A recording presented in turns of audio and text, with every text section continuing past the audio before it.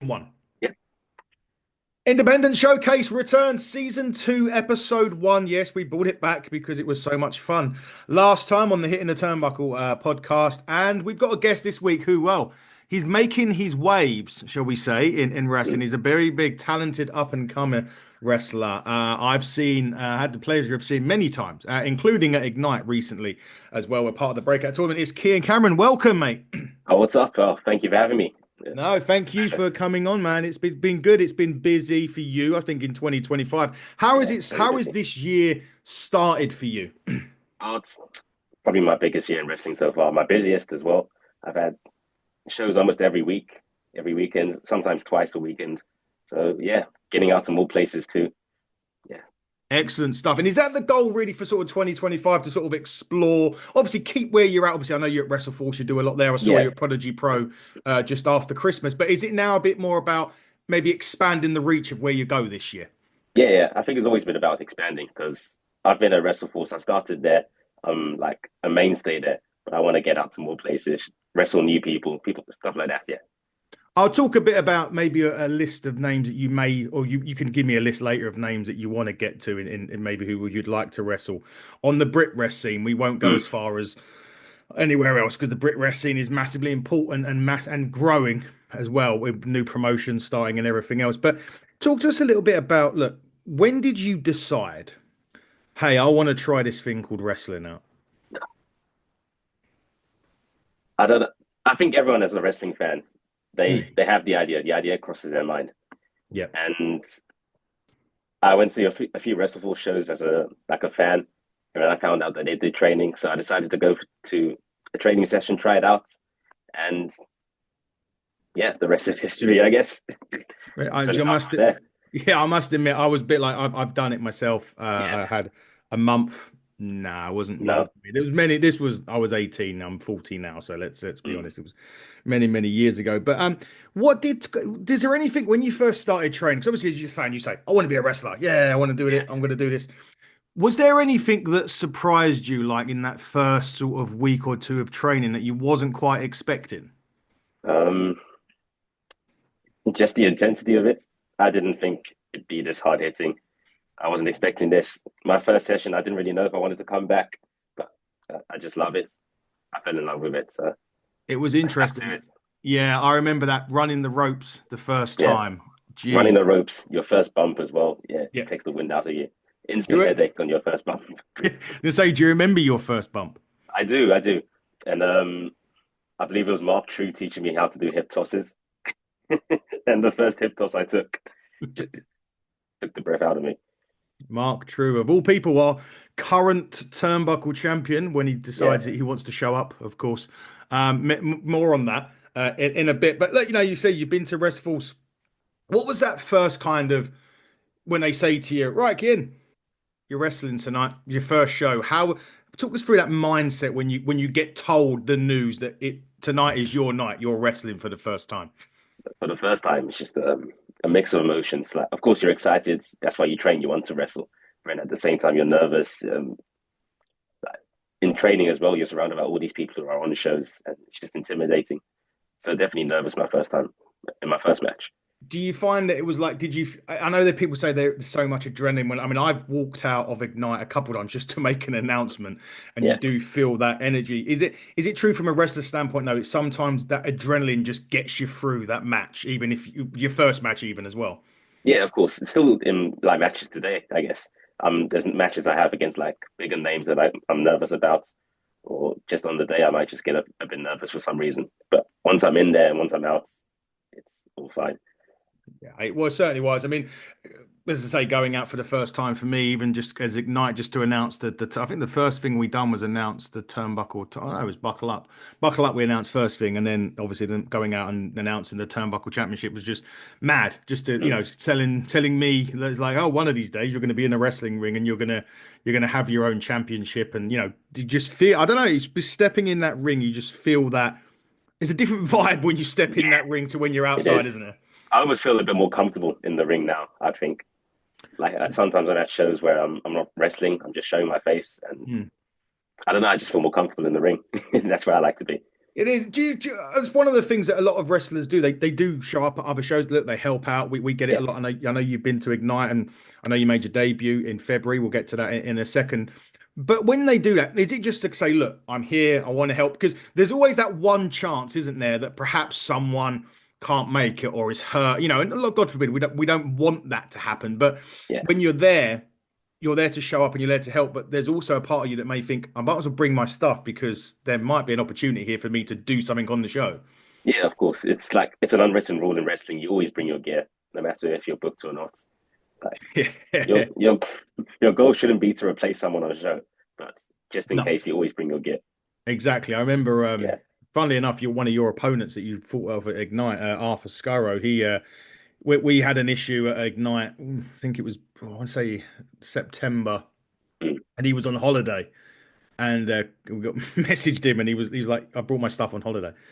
No. It was just like Oh, okay, unbelievable that he brought it that's away. great. Yeah. Yeah, but look, let's just talk Ignite a minute. You're in the breakout tournament, which look is synonymous with I don't want to make it synonymous. Sounds like WWE's talk or whatever, but the Ignite tournament has held some names. You mentioned Mark True. You mentioned and there's Taylor James and there's Nino that was in this tournament and has gone on, and that's not just because Ignite, they've done work elsewhere, of course. They've gone Yeah. on and won championships, they've gone on and made debuts at Progress, at Rev Pro. Being in that tournament, do you see that as an opportunity for you to perhaps stake your claim to perhaps do that, what they've done in the future for yourself? Yeah, 100%. You look at people like Mark and Nino making waves, not just in Ignite, but companies all over the country, even internationally. So I think Yes. that's something, yeah, of course. Yeah, he's taken Mark has so now we can say Mark has taken our championship to Japan Oh, yeah. as part of pro wrestling. Noah, he did have an issue on the last show with me actually. Mm, Stacking a deck, didn't fancy facing CPF or anyone like that. Doesn't I think he'd rather the easy road. He'll have a tougher road coming up in I believe in May. He'll be defending against a Luna, who's someone at Ignite that has worked a bit like you say, a bit like a Mark and a Nina that have worked really hard. And not just at Ignite, but away from it as well. So she thoroughly deserves her opportunity. But Kian, when it comes to you, like growing up, did you grow up watching wrestling? Was there anyone that you idolized watching wrestling growing up, or that you put your style that's similar as? yeah, yeah, I was always watching wrestling from as young as I can remember. And I always liked the big names like John Cena, CM Punk. But my favorite wrestler was Kofi Kingston growing up. I think his style of wrestling was just different and appealed to like a younger child. So it's something I've stuck with and tried to implement into my work today. He did do some unique stuff. I remember Royal Rumbles of past Yeah, times when he's been thrown out of the ring and he's landed on tables and yeah, he's not necessarily his feet hasn't touched, so he's jumped back in the ring. And he's mm, made a lot of memories in the WWE. I mean, when I sort of going back 10, 15 years, he had his big program with Randy Orton.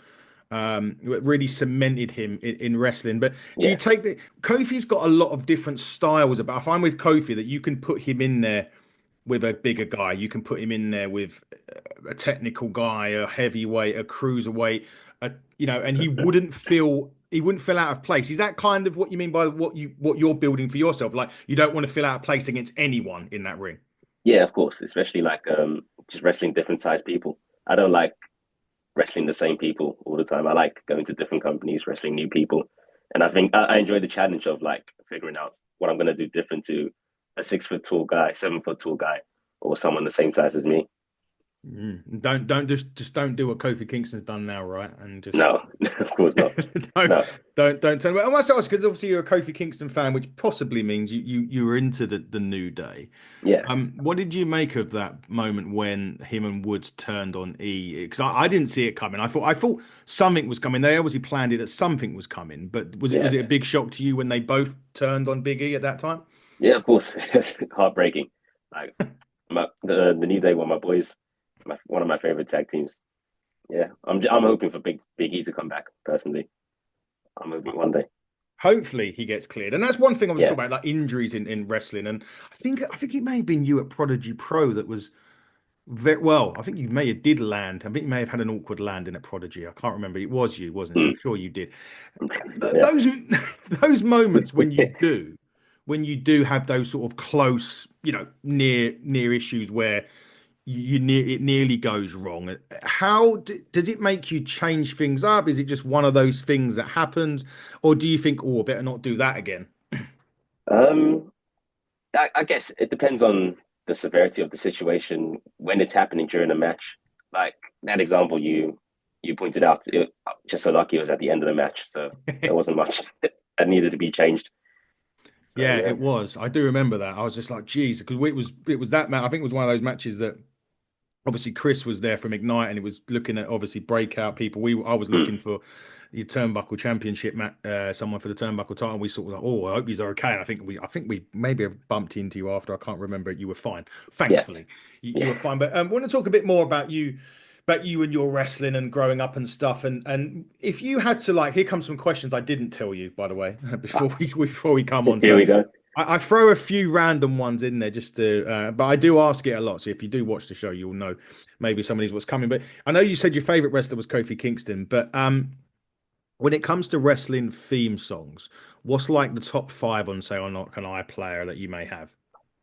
Top five. Yeah, top five. Yeah, yeah, or a couple. Just throw a couple Wow, at us. I'll throw a couple. Let me think. Kofi's theme, of course. Trouble in Paradise. Is it? Was it Yeah, Trouble in Paradise? It was, wasn't yeah. it? SOS, I think. SOS. Yeah, That's it. Yeah, yeah. yeah, yeah. Right. You can see who the real Kofi Can is right here. What else?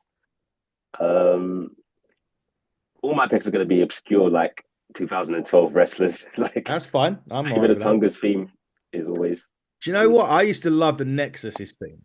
Yeah. Such an underrated.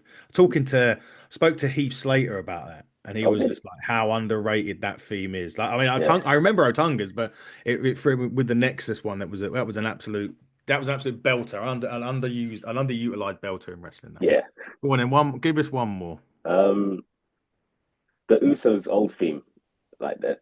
I think it was their first theme, kind of like the rap theme They had that they one had. before that, but yeah, is it? I think it says something like, is it go? I'm on top, and it's Yeah, something else. there it Yeah, is.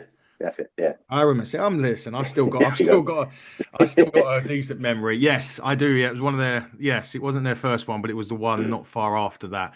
yeah. Actually, it's interesting about the Usos because we've seen a lot more with Jay Uso now, and he's now main event in WrestleMania. Unless you believe my theory, of Mm. course, I don't know if you've heard my theory, Oh, but my theory is that he doesn't make it to WrestleMania as the number one contender. okay. My theory is that CM Punk cashes in his favor from Paul Heyman and gets into a match against Jey Uso for that number one contendership. So CM Punk doesn't win the Elimination Chamber is where I'm going with That's this, and interesting. Yeah. that's how I see it. But anyway, but talking about it because obviously you tag team with Callum, who's coming on. Callum Beck, who's coming on the show as well, and we sort of mentioned Jey Uso's now moving away from tag team, or he has moved away from tag team into singles. Do you have a preference, and does your mindset change from when you're working tag to single, or do you incorporate elements of tag and into your singles and singles into your tag? Um, I don't know. I feel like not to say I don't concentrate on like tag matches, but I feel like I concentrate more in singles matches just because I don't have someone there to back me. Hmm. So especially like in triple threat matches, like I had, you got to have your eyes behind your back, everything. Yeah. Head on the swivel, Hmm. so to speak, on that. Yeah. Yeah, that's an interesting one because I mean, tag matches. I've obviously we've had some lot of tags on here, and they've always gone the old school way. It's always you're working towards that hot tag. Mm. There was always like, if you watch the Hardy Boys growing up, it was always Jeff getting the batter in, and then he would make the tag to Matt, and then Matt would come in, clean house for a bit. Jeff would come back and finish off. If you had to, for out of you and Callum, who's the Matt and who's the Jeff? It's the Matt is the Jeff. I think Callum's definitely the Jeff. Callum's the one that makes the hot tag to you, is um, yeah, most of the time. Yeah, it? he's got a bit more size on him, so he's bumping people around. He's slamming them and everything. He's doing the work. He Yeah. does most of the work on that, Mm. basically. I So, do the flips, he does the slams. yeah. That's how it goes. That's it. Brilliant stuff. Another couple of random ones to throw at you. What's your favorite pay-per-view? Not necessarily an event, but as in pay-per-view. Someone said to me, you can go to any pay-per-view in the world, you can choose it. What one is it? Any pay per view. Mhm. Yeah. These are hard questions. These are hard. Yeah. My favorite pay-per-view is the Royal Rumble, so I would Royal always it's Rumble. the one of the Do you have only a ones I haven't gone to. okay. Um, I guess WrestleMania. Mhm. Um, Survivor Series actually. That's something I've Interesting. always like enjoyed as a child, especially because it's always like close to my birthday.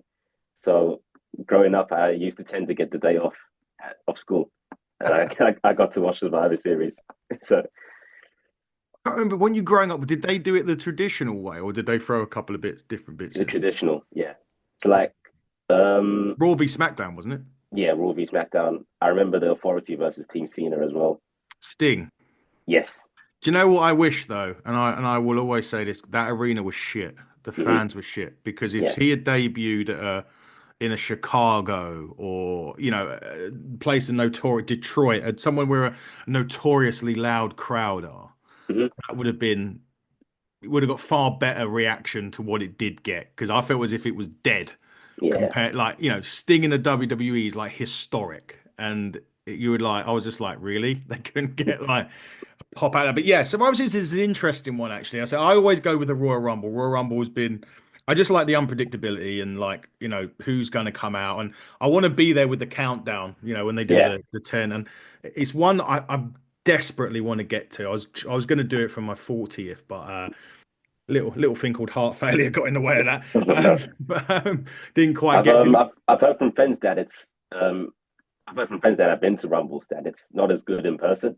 Oh really? Yeah, apparently, I had a friend who didn't have some like very good seats, and he was kind of like poking his head to see who was coming out, and he said he enjoyed the experience more watching it on TV. So Interesting. that's yeah. Because I mean, I've been fortunate enough. I've been to five WrestleManias, Mm, not since it's gone 2 nights, and I don't think I could do 2 nights. yeah. I've been to five of them, and I must admit, the first time, and if you ever get, I don't know if you've been, but if you ever get, I know if you ever get to go, the first thing I did when I got to it was WrestleMania 21 was my Oh, first, and the first thing that I did when I got there was just took it in. Like oh yeah. there was nobody in there. I mean, it was Mm, literally one of the first people in this Staples Center in LA but it was just like just stood there and it was kind of like a you've made it moment even though we're not even wrestling on the show but yeah. you'd always talk about it we used to have like house parties people used to come around watch wrestling and it was those guys that I went with but it was just like just stood there and just looked around and took it all in Yeah. so if you ever do go if you ever do get a chance I mean I'd recommend it for sure Yeah. I'd but love to. it's one of those Hopefully one amazing day. moments you never know it could be in London in a few years Yeah. Let's hope. if Sadiq Khan has his way, we probably will get it, which will be really good. But WrestleMania would be the one that you would choose. That's great. Mm. Night one or night two now. Both the nights. Let's go both. Yeah. um, an interesting one. But look, we're going to start talking about you and the future for you now. Obviously, you want to get out to as many new places as you can and make your debuts. You made your Ignite debut, and you've got some more, potentially more coming up. But in Brit Rest right now, if someone, just say for example, Ignite called you back and said, Kian, we're bringing you in. You're having a fatal four way, but you're going to get to choose your three opponents on Brit Rest only, by the way. Mm. You can choose any, like, so it's anybody that in Brit Rest, basically. There's no, don't worry about the budgets or anything like that. He Okay. said, you're doing that, Kian. Who are you bringing in? Okay. More options. Let's go. um, it's hard to limit Brit Rest to like just Yeah, three people it is because hard. the talent in Brit Rest is impeccable. Someone on top of my list, Leon Slater. I think he'd be my first pick. I Yeah, think, fair, yeah. fair, fair. Um, I'm also just thinking of like making a good match. I'm trying to think who else. Matchmaker Kian as well as Yeah, making sure it's good for you, right? there we go. Yeah. Um, let's see. I think someone like a Connor Mills would be Hmm. cool. Yeah, Yeah. you got two contrasts of styles there as well, which Mhm. is nice. Technical and high flying. Yeah. One And more. I think I'd have Mark True in there as well. I think I'd have Mark True in there as well, just to slap him up. Ah, yeah, if you can do Yeah. that, that'd be great. So at the moment, then, if that match was to happen, that would be for my title. Oh yeah. So you'd actually win that at the same time as. slapping up Mark True and wrestling Leon Slater and Connor Mills, right? What Best more? of both worlds. Exactly. What What more? more can you ask for in that? Yeah. But talking about, 'cause you were saying there about the talent and that in the scene, and with there is so many promotions and there's so many. Then there's a couple of new ones that started. Ceasefire Wrestling started last year Yeah. and whatnot. Does it make it, I don't say more difficult, but does it make it like more exciting now for you and for anybody in the Brit Rest scene that's coming up, that there is all these promotions that have potentially wrestlers on their roster, the exciting ones that you mentioned there, Millsy and so on and so forth. But does it make you more excited to branch out because you may get those options maybe quicker than what you would say sticking at one company? Yeah, definitely. Like I want to get to those places to wrestle those people, not just because I'm fans of them as well and they're big names, but because I want to learn from them as well. I want to get to their position as well. But to do that, I have to work with people like that. Yeah, and you have to make a name for yourself, and if there's seminars available from those particular wrestlers, then yeah, I mean, I'd certainly would recommend it. A good friend of the show, Austin Aries, who was a big wrestler in TNA and everything, he Yeah, come over recently. He done a seminar and stuff like that, and it was brilliant. It was a brilliant watch. He's a fascinating guy. I mean, he's a bit controversial for people, but when you actually talk to him, you do learn a lot. I remember going back to about learning, we brought Eddie Dennis in to oh yeah, face Smashing Mike because Mike was our champion to begin with, and Mike said that he learned so much from Eddie yeah, Dennis that it's just like, I don't know, I mean, I'd have to ask him what he learned, but he's like, he just, because obviously Eddie was obviously next WWE NXT UK guy, he'd done a lot of work for WWE. Mark just learned a lot, but it's going by what you're saying is by wrestling names like Leon, like Connor, you will actually get to learn more about, also maybe a bit more about ring psychology yeah, as yeah, well, definitely. which Mhm. which is interesting. Another quick one before we start wrapping up, Kian. Look, obviously nowadays in wrestling in the States and in Japan, there's a lot more options. That it isn't just WWE now. Obviously there is since 2019. There's been AEW, TNA's always been around. NWA, Will Cruz has done some stuff. And he got big praise from one of the NWA guys recently Yeah. that we interviewed because of the impression that he made. And you've got all of that. You've got a lot of stuff in Europe now kicking off. Is now really a great time to be in wrestling, because if you wanted to say potentially make it to America and Japan, there is a lot more options now to get your foot in the door rather than having just that one promotion around.